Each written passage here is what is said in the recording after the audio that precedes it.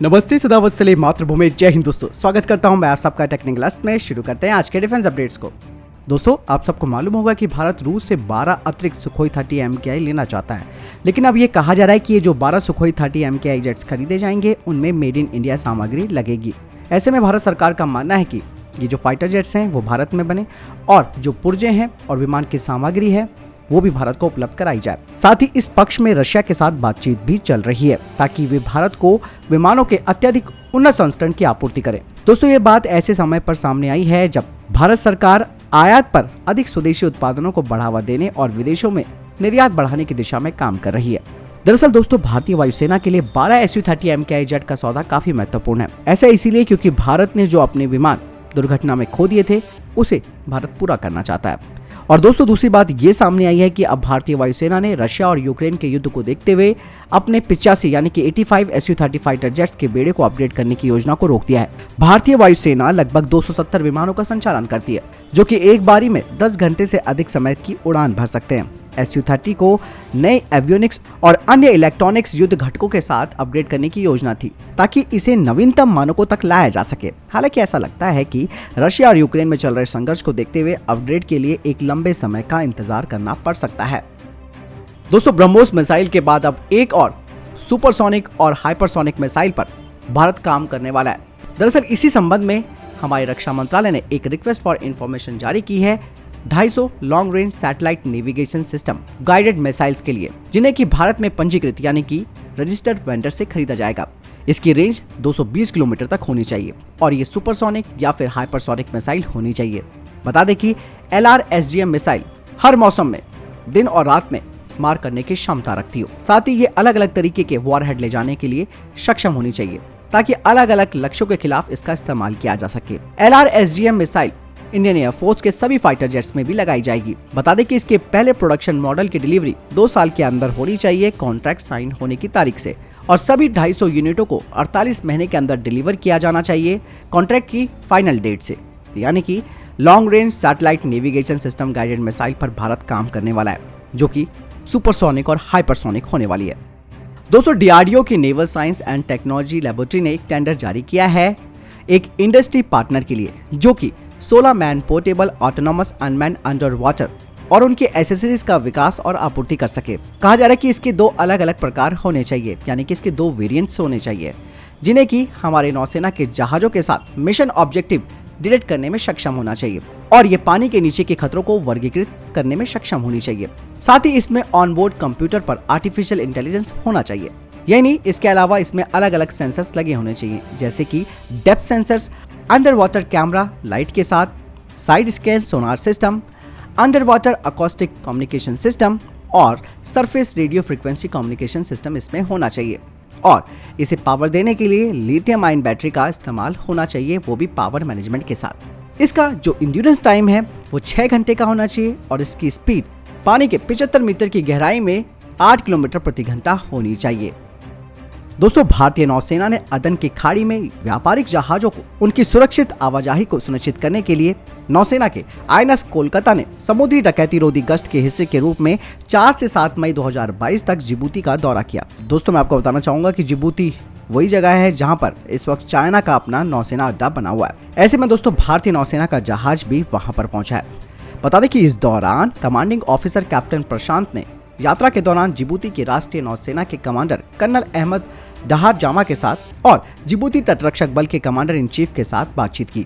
यही नहीं, भारतीय नौसेना के अधिकारी ने जिबूती नौसेना और तटरक्षक बल के कर्मियों के साथ भी बातचीत की।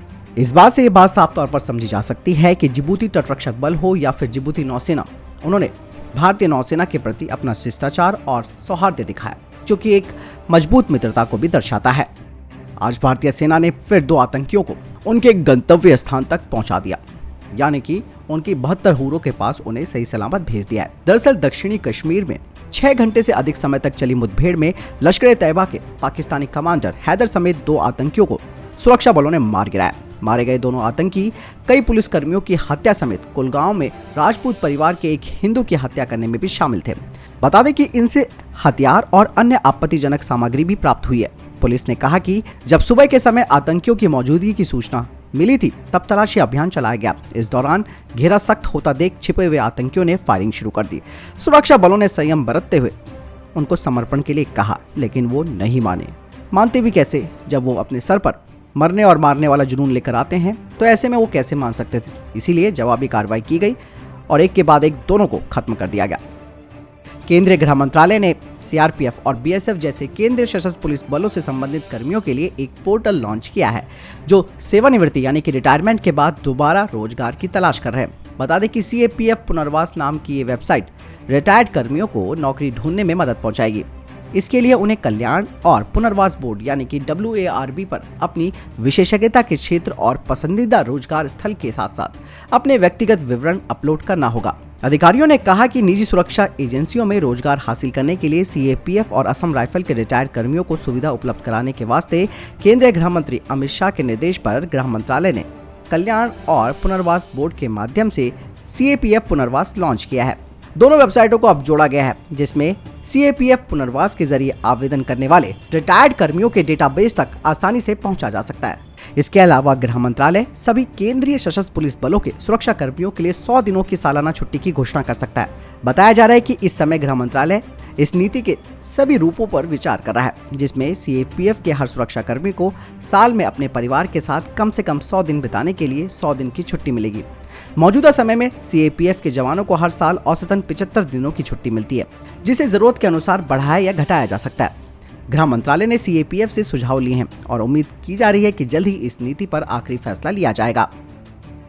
अगली अपडेट भी केंद्रीय गृह मंत्रालय से आ रही है। दरअसल अब केंद्रीय गृह मंत्रालय सीएपीएफ और एनएसजी कैंपस में सोलर पैनल्स को स्थापित करने वाला है। दरअसल ऊर्जा की खपत को हरित करने के अपने प्रयास के तहत सौर ऊर्जा निगम लिमिटेड के साथ गृह मंत्रालय ने MOU पर साइन किया है, जिसमें कि एनएसजी और सीएपीएफ के कैंपस में यानी कि परिसरों में रूफटॉप फोटोवोल्टिक पावर पैनल स्थापित किए जाएंगे। गृह मंत्रालय के अधिकारियों के अनुसार इस कदम से करीबन 71.68 मेगावाट तक सौर ऊर्जा उत्पन्न करने में मदद मिलेगी और पूरे भारत में बड़ी संख्या में सुरक्षा प्रतिष्ठानों में हरित ऊर्जा का उपयोग करने में मदद मिलेगी।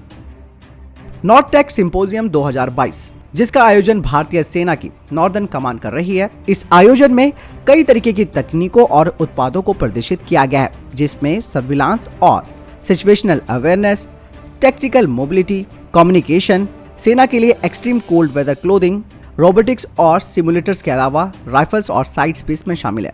दोस्तों, सबसे महत्वपूर्ण बात यह है कि यहाँ पर प्राइवेट सेक्टर की फर्म SSS डिफेंस ने अपनी लेटेस्ट 7.62x39 mm की राइफल को पहली बार प्रदर्शित किया है। इस राइफल में हर तरीके के ऑप्टिक्स और साइट्स को लगाया जा सकता है और उन्होंने इसकी पेशकश भारतीय सेना को भी की है, जिसमें कि ये कहा जा रहा है कि विलंब होते हुए AK-203 के सौदे को देखते हुए विकल्प के रूप में इस राइफल को भारतीय सेना को अपनाना चाहिए। बता दें कि भारतीय सेना के वाइस चीफ पहले ही ये बात कह चुके हैं कि किसी भी तरीके की जो डिफेंस खरीद होगी उसे घरेलू कंपनियों से ही खरीदा जाएगा। दोस्तों, मैं आपको बताना चाहूंगा कि फिलहाल के लिए AK-203 के अल्टरनेटिव के रूप में SSS डिफेंस की राइफल काफी अच्छा विकल्प है, क्योंकि आपने देख लिया होगा कि जो हम अमेरिका से 6 राइफल खरीदने वाले थे उसमें कई तरीके की खामियां भी आई। हालांकि कई लोगों ने कहा कि ये प्रोपोगेंडा हो सकता है, लेकिन फिर भी विदेशी जो सामान है उसमें कहीं ना कहीं कुछ ना कुछ कमी जरूर रहती है। ऐसे में भारत को SSS की राइफलों पर ध्यान केंद्रित करना चाहिए। दोस्तों, आपको क्या लगता है SSS डिफेंस के बारे में? मुझे कमेंट सेक्शन में लिखकर जरूर बताएं। दोस्तों, पाकिस्तान में चीनी नागरिकों पर हमले नहीं रुक रहे हैं। अभी कुछ ही दिन पहले आपने देखा होगा कि कराची यूनिवर्सिटी के गेट पर चीनी नागरिकों के ऊपर एक हमला हुआ था, जिसके बाद से चीन पाकिस्तान पर बौखलाया हुआ है। अब पाकिस्तान ने दावा किया है कि वो अपने देश में चीनी नागरिकों को सेना की सुरक्षा उपलब्ध करवाएगा। इसके अलावा जो पाकिस्तान में जो संगठन है वो लगातार चीनी नागरिकों को निशाना बना रहे हैं। अब सत्तारूढ़ पाकिस्तान मुस्लिम लीग के वरिष्ठ सीनेटर और सीनेट डिफेंस कमेटी के चेयरमैन मुशाहिद हुसैन ने अपनी ही सरकार को घेर दिया है। मुशाहिद हुसैन ने कहा कि पाकिस्तान में चीनी नागरिकों पर लगातार हमले बढ़ रहे हैं। इससे पाकिस्तान की सुरक्षा प्रणाली से चीन का विश्वास पूरी तरह से उठ गया है। पाकिस्तान की सुरक्षा प्रणाली चीनी नागरिकों और उनके परियोजनाओं की रक्षा करने में असमर्थ नजर आ रही है। साथ ही सीनेटर मुशाहिद ने कहा कि कराची विश्वविद्यालय में हुए आत्मघाती हमला एक साल में पाकिस्तान की धरती पर चीनी नागरिकों पर तीसरा हमला था। दोस्तों, पाकिस्तान में सोशल मीडिया पर अब ये दावा किया जा रहा है कि चीनी नागरिकों पर हुए हमले के बाद बड़ी संख्या में चीनी कामगारों ने पाकिस्तान को छोड़ दिया है। हालांकि एक चीनी अधिकारी ने इन दावों का खंडन करते हुए कहा है कि ऐसा कुछ नहीं है। जो चीनी नागरिक पाकिस्तान की कराची से फ्लाइट से अपने देश आए हैं वो एक नियमित ऑपरेशन था। इसी को कुछ लोगों ने चीनी कामगारों के पलायन के तौर पर पेश किया, जो सही नहीं है। साथ ही उन्होंने ये भी कहा कि ये बात सही है कि पाकिस्तान में रहने वाले चीनी नागरिक अपनी सुरक्षा को लेकर डरे हुए हैं। तो दोस्तों, ये थे अभी तक के टॉप डिफेंस और स्पेस अपडेट्स। वीडियो के संबंध में कोई प्रश्न, जवाब या आपको कोई सवाल है, कमेंट सेक्शन में लिखकर जरूर पूछ सकते हैं। मिलता है नए वीडियो के साथ, ख्याल रखिएगा अपना। जय हिंद, वंदे मातरम।